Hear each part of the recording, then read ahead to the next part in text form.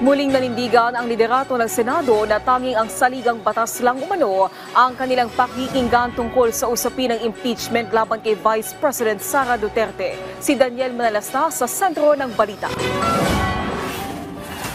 Muling sumagot si Senate President Francis Escudero sa mga nagpapamadali sa impeachment trial ni Vice President Sara Duterte. Sa isang panayam ayon sa leader ng Senado, hindi niya pakikinggan o susundin sino mang pro-impeachment o anti-impeachment. At susundin lang nila ng Senado ayon sa ligang batas at tiyaking parehas ang magiging proseso.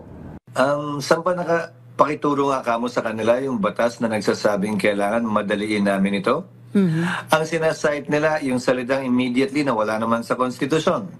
Nakalagay sa konstitusyon yung salitang forthwith na sinasabi nila ibig sabihin na doon ay immediately.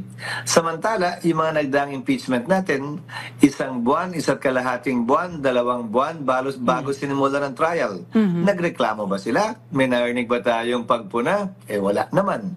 So bahagi na yan sa tradisyon at practice ng Senado kaugnay ng impeachment trial na bahagi din ng aming rules sa ngayon. Sabi ni Escudero, nabigyan na ng kopya ang mga senador. Ayaw naman ng patulan ng senador ang mga pahayag kamakailan ni VP Sara. Alam niyo, masaya man siya o malungkot. Gusto man niya to, ayaw niya to. Wala naman na siyang magagawa. Wala na rin kaming magagawa, Sally. Pare-pareho at sabay-sabay. Bilang isang bansa, wala na rin tayong magagawa. Ito'y legal na prosesong dapat susugan na natin hanggang matapos. Kung ano man ang pakiramdam ni naman, pagod, ayaw, baliwala, masaya, malungkot, naluluha-luha, walang kinalaman yon sa realidad na ang proseso ay dapat nang susugan at sundan hanggang matapos ito. Isa pa sa nakikitang opsyon ng ilang dati at kasalukuyang mambabatas ay special session para mapabilis daw ang pagtalakay sa impeachment. Pero kung tatanungin si Senate Minority Leader Coco Pimentel, maraming minamadaling panukalang batas na pwede ring magbenepisyo ang mga ito sa pamamagitan ng special session. Ani Pimentel, binasa niya ang konstitusyon at may nakalagay daw dito na forthwith.